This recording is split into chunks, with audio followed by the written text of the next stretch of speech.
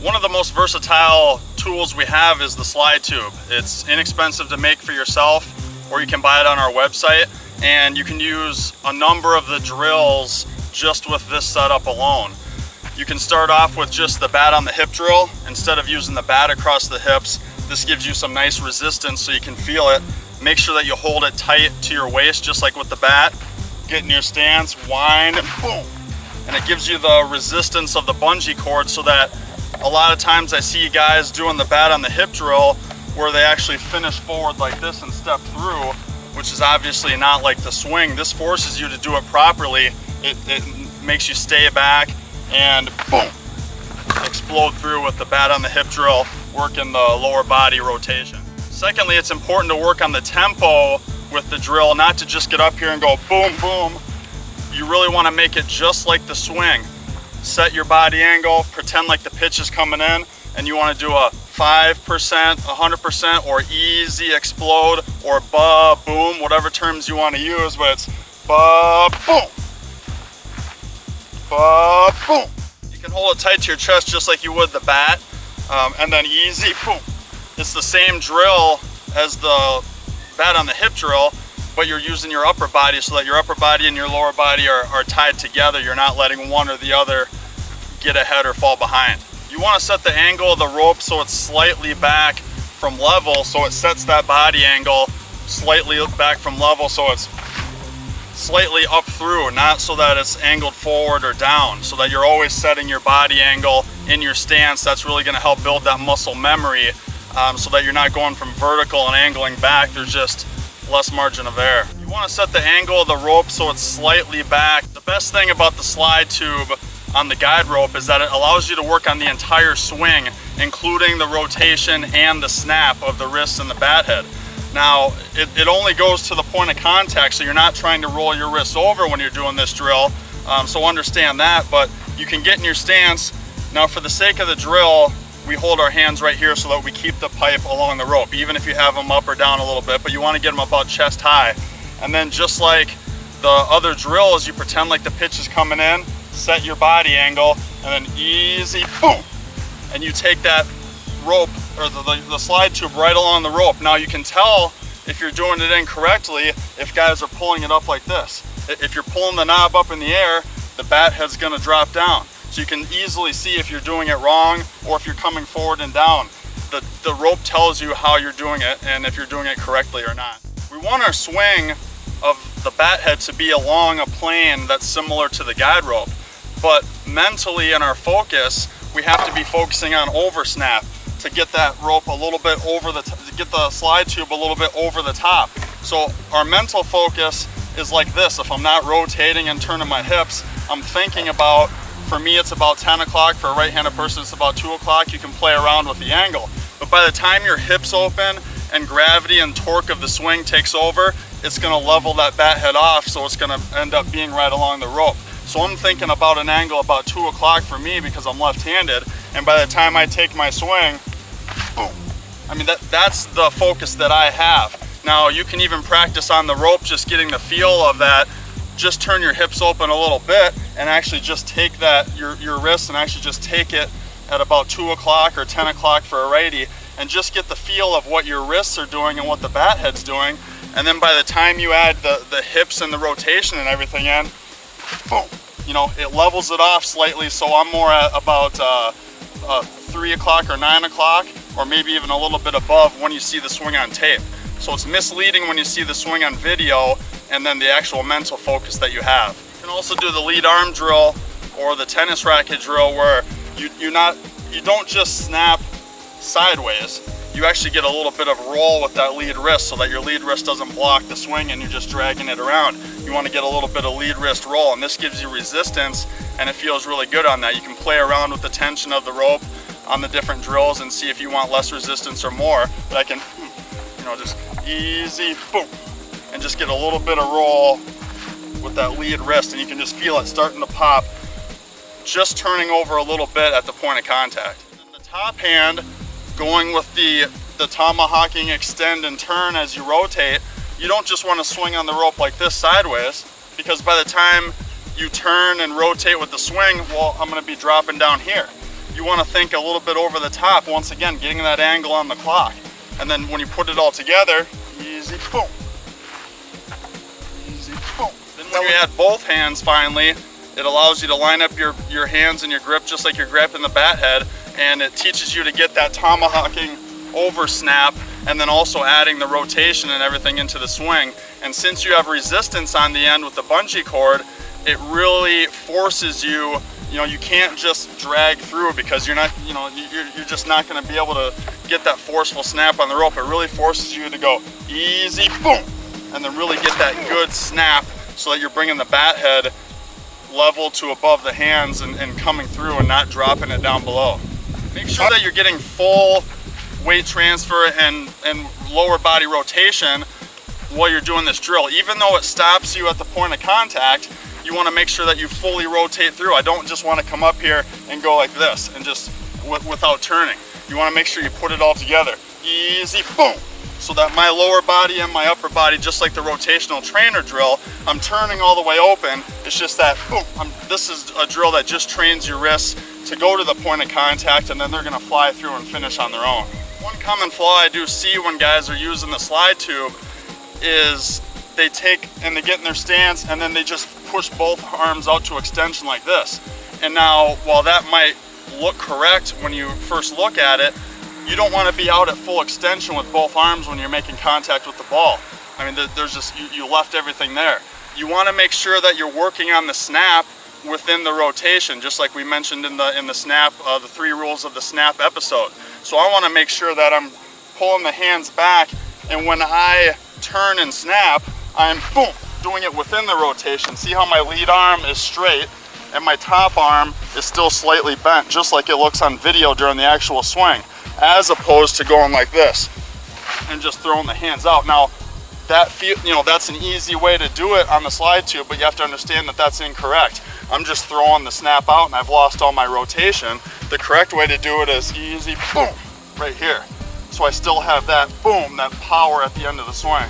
Going along with that concept where you don't want to be fully extended with the rope, you're not stabbing the knob of the bat out like this. You're actually stabbing it within the rotation. So if I'm stabbing, I'm boom, stabbing with the rotation to here and then adding the snap to it. Boom.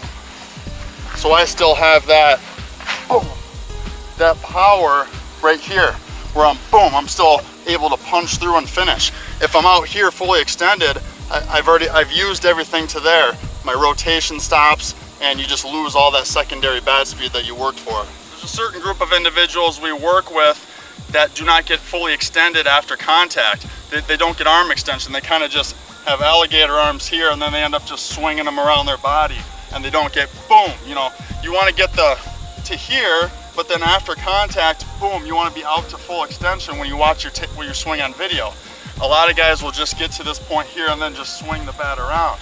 So one way you can work on extension and utilize the slide tube is just to take it like this and easy, boom, and actually just get that feel of what your swing should feel like extended out. Once again, you don't just want to push it out like this, you want to do it within your rotation. So it's easy, boom, rotate and throw it right down the pipe, and the students and the lessonees that are working the rope should be able to throw it right down there without making the rope go up and down. Another great thing about the guide rope is this is essentially the swing plane that we want to have when we watch our swing on video. Now, you can have a great training tool with this by just coming out and taking swings right along the guide rope. Even at times in our lessons where maybe someone hasn't grasped the concept of the snap yet and they're still working on that, if you just say, hey, come up here and just take a couple swings along the guide rope, and all of a sudden it's just easy to do because you just, what do you have to do to get the swing to come along the rope? Well, I am, snapping within the rotation, getting out to full extension. And when you see the rope here, it's easy just to do it naturally without thinking about it. You're just, boom, you're just swinging along the rope. Where if you see yourself, a lot of times guys are swinging like this in a game, well, you're not gonna come up to the rope and do that because obviously you're dipping down below.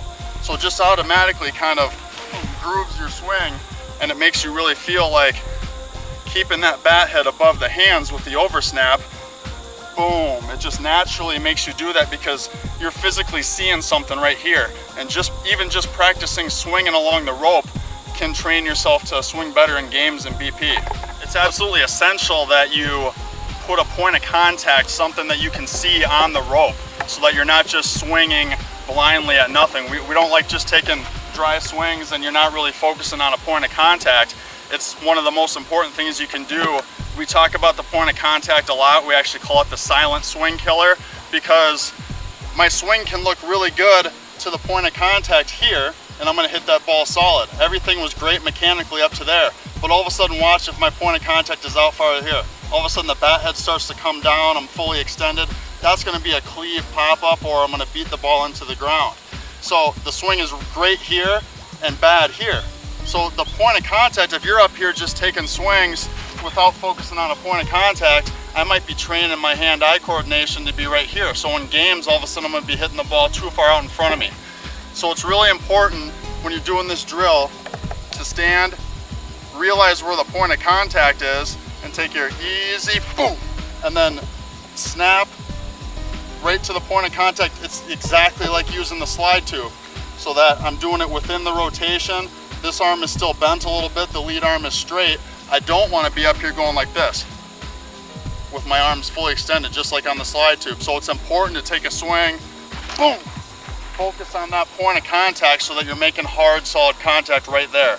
One of the ways you can also utilize the guide rope to help promote that tomahawk over snap during the swing is to vandalize one of Bobby's Evil BP rocket balls here. Just drill a hole through it, put the guide rope right through it. There you have your point of contact. So instead of having the tape on there, you actually have a ball, and you get real feedback from hitting a real ball with a real bat. It's a great tool. Now, you want to swing within your rotation and get that good over snap underneath the rope, so that you're making contact with the ball and sending it, straight down the rope when you take a full swing. If you do it incorrectly and you drag around and take a swing with it, you'll see the rope goes up and down, up and down. That means I was draggy and I hit it up through. Now, if you take a correct swing, you refocus yourself, think about that tomahawk snap, and think about driving the ball slightly up, you'll shoot it right to the end of the rope with no bounce or any variance in there.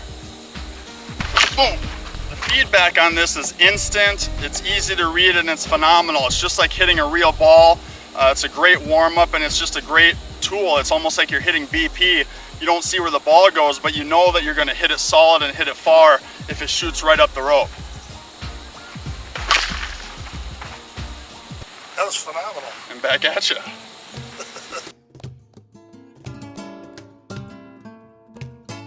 Bear, what about the presidential candidates? You better give me a shot. Bear, how about man buns? Make it a double. What about the Pokemon Go craze, Bear? What? For all you young boys looking for a good woman, you ought to get yourself a Larry Carter midload. It's a lot more forgiving, it's a lot better looking, and it's a lot easier to find the sweet spot. Stay mid-loaded, my friends. If you have fall leagues or worlds coming up, give Jason, Joe, and the guys at Shirts and Logos in Milwaukee, Wisconsin a call and take advantage of the premier and leader in sub-dime sports apparel for your team or business. All the great shirts you see us wear are made by them with our own custom design or by using one of their awesome layouts. Fast turnover and great quality is a trademark of this pioneer of sub-dye. They're also the licensed provider for DeMarini and Louisville Slugger custom wear. Check them out at shirtsandlogos.com, weardemarinisp.com, as well as sluggercustomuniforms.com for those trademark brands. Along with our main partner, DeMarini Sports, we thank our other partners, Evil Sports and the GT. That's the absolute best combo for improvement of your game.